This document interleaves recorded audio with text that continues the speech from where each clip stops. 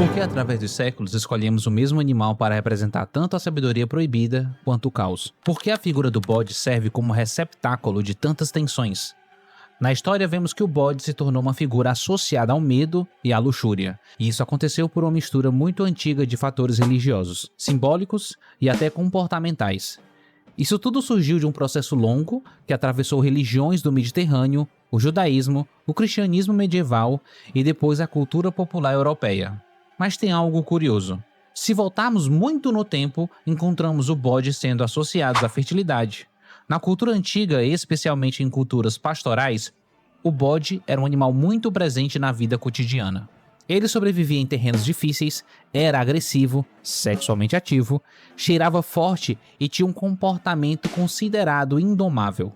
Diferente do cordeiro, que parecia dócil e obediente, o bode parecia inquieto e desafiador. Esse foi o contraste que certamente causou tanta criação de simbolismos. Se pensarmos no deus Pan, cujo qual tinha pernas e chifres de bode e era ligado à natureza, sexualidade, música e impulsos irracionais. A própria palavra pânico vem dele. Os sátiros também eram híbridos de homem-bode, ligados ao vinho e ao desejo e aos excessos. Então o bode já carregava uma imagem ambígua, vitalidade e fertilidade, mas também um descontrole. Na pintura O Sabá das Bruxas, de 1797, de Francisco de Goya, revela que, por trás da imagem do bode e das mulheres, existe uma crítica ácida à superstição da Espanha do século XVIII. Embora a pintura retrate o ritual demoníaco, Goya não acreditava em bruxaria, e muito menos o seu contratante ou mecenas. Eles eram homens do iluminismo, movimento que pregava a razão sobre a superstição. A obra foi encomendada pelos duques de Osuna para decorar sua casa de campo. Para essa elite intelectualizada, tais pinturas serviam como uma forma de ridicularizar crenças absurdas das classes menos favorecidas e criticar o obscurantismo da Inquisição espanhola. A composição da cena explica como Goya satiriza o medo popular. Primeiramente, o bode é representado como ícone central. Um detalhe crucial são as folhas de videira em seus chifres, cujo significado pode ser associado ao Baco ou a Dionísio, que era o deus do vinho e do êxtase, sugerindo que o encontro é um ritual mágico, assim como pode ser uma referência direta a um bacanal. Mas a videira, até então, era considerada uma árvore sagrada, e podemos afirmar essa característica divina desde o Antigo Testamento bíblico. Por exemplo, em Juízes 9:13, lemos a passagem: Porém a videira lhes disse: Deixaria eu o meu mosto, que alegra a Deus e aos homens, e iria pairar sobre as árvores? O versículo narra uma fração da recusa do convite para reinar, simbolizando que líderes nobres e produtivos não abandonam seu propósito para buscar o poder vazio. E há ainda outras tradições que afirmam que a árvore da vida do paraíso seja também uma videira. Então, estamos vendo uma possível forma de Goya deixar a figura do bode mais positiva, ele sendo o ponto focal da peça e por ser o ponto de maior contraste. E somado a esses fatores, vemos ele ser a parte central do quadro. Porém, quando nos afastamos do ponto focal, podemos ter uma visão mais completa que gera um segundo contexto na imagem.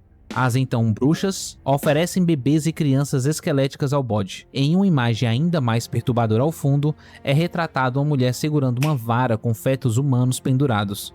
E a cor cinzenta da pele das crianças indica que já estão sem vida. E tentando entender melhor a situação, podemos sugerir que elas estão servindo como um banquete para a criatura. Goya retrata as bruxas como mulheres velhas e carrancudas, o que nos deixa uma pulga atrás da orelha, porque ele, o bode, se contentava com companhia de seres tão simples. Por ser fruto direto do iluminismo, eu realmente acho que Goya tenha pintado essa cena para ajudar a erradicar as superstições através do deboche. Mas creio que sua obra acabou se tornando uma imagem mais famosa e mais duradoura que mantém justamente essas lendas vivas no imaginário popular até hoje. O quadro retrata a celebração do oculto, assim como acredito ser um péssimo espelho satírico de uma sociedade que Goya considerava burra por temer o profano e o ocultismo. Mesmo que nos dias de hoje vemos que esse assunto continua tão vivo quanto no século XVIII.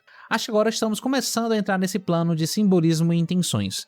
Mas aqui entra o primeiro ponto da teoria, a crise mimética. Sim, a palavra aqui faz alusão ao mimetismo que vemos na natureza. Como os animais impostores copiam um modelo mais sofisticado de espécime. Simplificando um pouco, Girard acredita que os seres humanos não sabem o que querem. Infelizmente, não temos uma espécie de bússola interna de desejos, e em vez disso, nós imitamos os nossos pares. Se eu vejo que você valoriza algo, eu passo a desejar aquilo também. Não pelo objeto em si, mas porque eu quero ser como o modelo que eu admiro. Por isso, os influenciadores recebem quantias obscenas de dinheiro e vemos eles ruírem por sua ganância. A crise mimética é o momento em que a imitação sai do controle e colapsa a ordem social. O desejo mimético deveria unir as pessoas, mas quando duas pessoas desejam o mesmo objeto e esse objeto em questão não pode ser compartilhado, elas deixam de ser mestre e aprendiz e passam a ser rivais. E dessa forma a rivalidade cresce e os rivais se tornam cada vez mais parecidos. Eles acabam usando as mesmas táticas, sentem o mesmo ódio e buscam o mesmo fim. Ou seja, a crise é causada pela nossa semelhança excessiva, gerando o famoso caos de todos contra todos. A crise mimética, embora psíquica, tem quase todos os traços de um vírus contagioso. A violência de dois rivais atrai um terceiro, depois um quarto, até que toda a comunidade esteja infectada por uma raiva sem nome. Como ninguém mais se lembra do início da disputa, a única coisa que resta é a violência. Nenhuma comunidade consegue sobreviver nesse estado de caos por muito tempo. Para cessar a guerra de todos contra todos, a psicologia das massas converge inconscientemente para a guerra de todos contra um. A multidão ignóbil escolhe alguém para carregar a culpa por toda aquela desordem. Dessa forma, o bode é sacrificado. Com a morte ou a expulsão, a atenção da comunidade é descarregada. A paz volta e a comunidade acredita que a ordem foi restaurada por um milagre. A Espanha de Goya estava em uma certa crise mimética. O conflito entre a tradição religiosa e a razão iluminista criou uma massa violenta. Goya pinta o bode como receptáculo dessa loucura. O povo descarrega sua frustração e medo nas bruxas, enquanto o bode preside a cena. Se você chegou até aqui, deve estar se perguntando: quando é que o Libra vai entrar nessa história? Depois de apresentar um pouco da tese do bode que espia o pecado da multidão, precisamos mergulhar na ideia de que a perseguição nasce de uma semelhança. Para Girard, o maior medo que poderia surgir em uma estrutura social, no caso a Ordem Áurea, é a heresia. O perseguidor odeia a vítima porque ela parece imitar o que é sagrado, mas de uma forma que o desvaloriza. Assim como víamos no bode de Goya, vemos que o Libra, nesse caso, se comporta como alguém divinizado. Libra não usa o ouro como uma ordem sagrada. O ouro dele brilha de forma errada. O seu ouro falsificado para a Ordem Áurea é falsa e logo em seguida categorizada como herética. Dessa forma, se qualquer um pode manifestar o brilho do ouro, o ouro verdadeiro perde o seu valor místico. Girard acredita que o bode expiatório é frequentemente acusado de envenenar rios, falsificar moeda, por isso simboliza a destruição das hierarquias que mantêm a ordem. Libra vive em um mundo onde a ordem colapsou. Ele é o alquimista que manipula essa crise. Ele não é o alvo do sacrifício como Midra foi. Ele é o operador do mecanismo. Ele oferece ao jogador a chance de sacrificar partes de si para obter o que deseja. Ele comercializa a própria essência da crise mimética, a troca de dor por poder. Libra, a criatura da noite, é literalmente um bode, e eu creio que não é coincidência. Em Elden Ring, ele personifica o conflito entre a Ordem Áurea e a chama frenética. Se o jogo não tivesse lhe falado que o seu atributo é chama frenética e em vez de um boss de Night Rain, ele fosse um dos bosses que nos impede de chegar aos espinhos da Térvore, você nem desconfiaria. Eu acho que eu tô certo, né? É exatamente a ameaça da indiferenciação. Quando o colapso das distinções que sustentam a cultura desencadeiam um mecanismo persecutório. Toda cultura sobrevive graças a diferenças. Diferença entre papéis, entre status, entre o sagrado e o profano, enfim. Essas distinções, além de convenções sociais, são elas as próprias estruturas que mantêm a violência sob controle, porque cada um sabe o seu lugar, o que pode desejar e o que não pode. A indiferenciação é o colapso desse sistema. Quando isso acontece, por uma pandemia ou guerra, tanto faz, as hierarquias desaparecem, os papéis se confundem, o rei parece igual a um mendigo, o pai já não tem autoridade sobre o filho e etc. E com essa confusão vem algo que consideramos o terror mais profundo que uma comunidade pode experimentar. Se todos são iguais, todos podem querer a mesma coisa, e se todos querem a mesma coisa, todos se tornam rivais de todos. Por isso que dentre os Lordes da Noite, com certeza Libra se destaca em sua imponência, porque ele está ligado a muitos arquétipos que permeiam a nossa sociedade. A Ordem Áurea precisa de um bode expiatório para se manter. Libra, com seu ouro falsificado, imita o sagrado para corrompê-lo, exatamente como as bruxas eram acusadas de subverter a ordem cristã por dentro. Ele carrega os sinais clássicos da vítima girardiana. É metade humano, metade besta, domina forças que a sociedade teme e não compreende, transgride a fronteira entre o sagrado e o caótico. Se você estiver por dentro da lore, provavelmente deve estar pensando como Midra se encaixa nessa narrativa.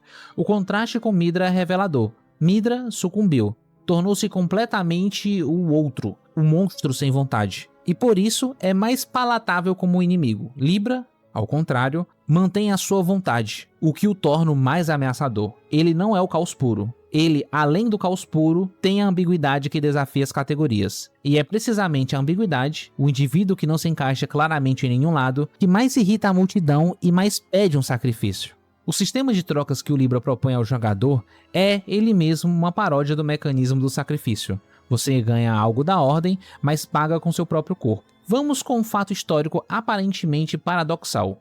Durante a Peste Negra, os médicos judeus gozavam de prestígio extraordinário entre a população europeia, incluindo entre a massa cristã menos instruída, os mesmos que o acusavam de envenenar os rios. Como entender isso? A resposta ingênua seria: esses médicos eram realmente mais competentes, mais abertos à ciência árabe e grega. Isso é verdade, mas Girard insiste que isso não explica o fenômeno completamente. Porque esse prestígio era mágico. A população não recorria a esse tipo de médico, apesar de acreditar que ele poderia causar a doença, mas por causa disso. A lógica é o seguinte: se alguém tem um poder de envenenar os rios inteiros e matar milhares, esse mesmo alguém tem um poder inverso, de curar. A amplitude do poder maléfico é a medida do poder benéfico. Quanto mais perigoso, mais eficaz como remédio. O indivíduo que causa a peste é o único que pode detê-la, porque só quem controla a doença, controla a cura. Essa não é uma irracionalidade primitiva. É uma estrutura lógica interna perfeitamente coerente, embora baseada em algumas premissas falsas. E essa estrutura é idêntica à estrutura dos outros deuses mitológicos. Podemos usar o exemplo de Apolo na Ilíada. Quando uma epidemia assola o acampamento grego, os gregos não rogavam a Hera ou a Atena, rogavam a Apolo. Por quê? Porque foi o Apolo que enviou a doença. Ele atirou as suas pestilências sobre o exército como castigo pela desonra sofrida por seu sacerdote Crises. É o nome do sacerdote. E isso foi feito por sequestrar sua filha, Criseida. Enfim, Platão ficava escandalizado com isso. Como pode o deus da ordem, da beleza e da razão ser também o deus mais destrutivo? Ele chamava Apolo de o mais abominável dos deuses. Acho que aqui você já deve estar enxergando o problema, onde havia, na verdade, uma estrutura. Apolo precisa ser o mais abominável para ser o mais poderoso curador. A divindade está além de ser boa ou má. A divindade é ambivalente por definição. Essa ambivalência é o núcleo do sagrado primitivo. A mesma força que destrói é a que restaura, e é por isso que ela é sagrada. As três figuras falam, cada um à sua maneira, da mesma estrutura. Uma sociedade em crise produz uma figura que condensa o medo coletivo. Essa figura é simultaneamente poderosa e vulnerável, sagrada e monstruosa, necessária e insuportável. Ela deve ser destruída para que a ordem se restaure, e sua destruição é sempre apresentada como justiça e não como violência. Esse é o mecanismo do bode expiatório. Goya pinta isso como sátira, que eu considero falha, justamente porque ajudou a reforçar os pesadelos. Elden Ring recria isso com outra interpretação de alcançar a chama frenética. E talvez Libra, em sua busca, tenha passado por um caminho em que quase ninguém chegou do outro lado sem danos a si mesmo. À primeira vista, parece saudável querer equilibrar tudo, ver os dois lados, não se render nem à ordem absoluta e nem ao caos absoluto. Ser aquele que segura a balança. Libra encarna a imagem de alguém que recusou escolher. Ele não é servo da Ordem Áurea e muito menos escravo da chama frenética. Mas talvez não seja óbvio. Mas a posição de mediador não é uma posição fora do conflito. é a posição mais perigosa dentro dele. Vamos tentar diferenciar primeiramente quais são essas mediações. Na mediação externa, o modelo que orienta o desejo está tão distante que não há rivalidade real. Na mediação interna, o modelo e o sujeito habitam o mesmo espaço. Eles desejam as mesmas coisas, e então, o modelo se torna obstáculo e o obstáculo se torna modelo, e a admiração e o ódio se tornam inseparáveis. Libra está numa posição de mediação interna extrema. Ele habita simultaneamente o espaço da Ordem Dourada e o espaço da Chama Frenética. Ele seria uma espécie de fronteira entre eles. E a fronteira é sempre o lugar mais exposto à violência, porque a fronteira é onde a distinção ameaça colapsar. Para entender o que o equilíbrio gera loucura, precisamos entender o que a Chama Frenética representa. Em Elden Ring, é descrita como força que apaga todas as diferenças entre os indivíduos, entre a vida e a morte. Seu objetivo final é a fusão total. Um único ser, uma única chama, sem distinção. E isso tem um nome preciso, é a indiferenciação radical. É o ponto extremo da crise mimética, onde a reciprocidade violenta eliminou todas as diferenças e a comunidade está à beira da destruição total. A Chama Frenética parece ser o mal oposto à Ordem Dourada, mas na verdade ela é o seu produto, porque toda ordem que se mantém por exclusão e sacrifício acumula uma pressão que eventualmente explode. A chama é o que sobra quando o mecanismo do bode expiatório falha, repetidamente, e a violência não encontra mais uma vítima suficiente para contê-la. Libra pode segurar os dois lados, mas aqui está o problema fundamental, que tanto Girard quanto a física nos ensinam. Uma balança em equilíbrio perfeito não está em repouso. Na verdade, ela está sob a sua máxima tensão. Cada lado puxa com força igualmente oposta. O ponto de equilíbrio é a concentração de todas as forças num único ponto. E quem segura a balança que absorve toda essa tensão que os dois pratos exercem um sobre o outro? Ou seja, ele não está fora da disputa entre ordem e caos. Ele é a disputa. O sistema que tenta corrigir todo o desvio imediatamente acaba ficando rígido e, por isso, mais frágil. O sistema que nunca se desvia nunca aprende, e sem aprender, acaba colapsando quando enfrenta algo que não consegue controlar. O corpo de Libra é coberto por olhos, e eu posso lhe garantir que não foram colocados de forma acidental. Os olhos são um instrumento de percepção da distinção, algo que eu venho martelando até agora. Assim, ter muitos olhos significa perceber mais diferenças, ver mais lados, aprender mais perspectivas. É a imagem que ilustra obviamente o conceito de nenhum ponto cego. Porém, isso tem um custo. Há uma quantidade de perspectiva que torna impossível qualquer perspectiva. Quando você vê todos os ângulos simultaneamente, não vê nada com clareza. A multiplicidade de olhares se cancela. E há algo ainda mais bizarro. Em Elden Ring, a loucura se propaga pelos olhos. Ver demais, especialmente o que não deveria ser visto, é o caminho para a insanidade. Os olhos de Libra, que podem parecer apenas instrumentos de percepção, podem ser encarados como portas abertas para a chama frenética que ele tanto tenta conter. Libra nos ensina que o preço do equilíbrio é a própria sanidade. Ele é um vilão trágico que tentou sustentar o insustentável. Enquanto a Ordem Áurea prefere sacrificar o outro para manter sua própria pureza, a chama frenética prefere queimar o mundo para acabar com a dor da diferença. Libra escolheu carregar os dois pratos da balança. Ele se tornou o próprio bode expiatório. Ele é o médico que conhece o veneno. Ele é o Apolo que envia a peste. Ele é o monstro de Goya que, no fundo, só existe porque nós não suportamos a tensão de sermos humanos. Talvez a gente tema o Libra pelo que ele pode fazer no jogo, mas não podemos esquecer o que ele pode representar na vida real. A exaustão de tentar ser justo em um mundo que só entende a violência e a exclusão. Se inscreva para mais análises sobre a lore que mora nas sombras dos nossos jogos favoritos. Eu sou o Ilustre e a gente se vê no próximo vídeo.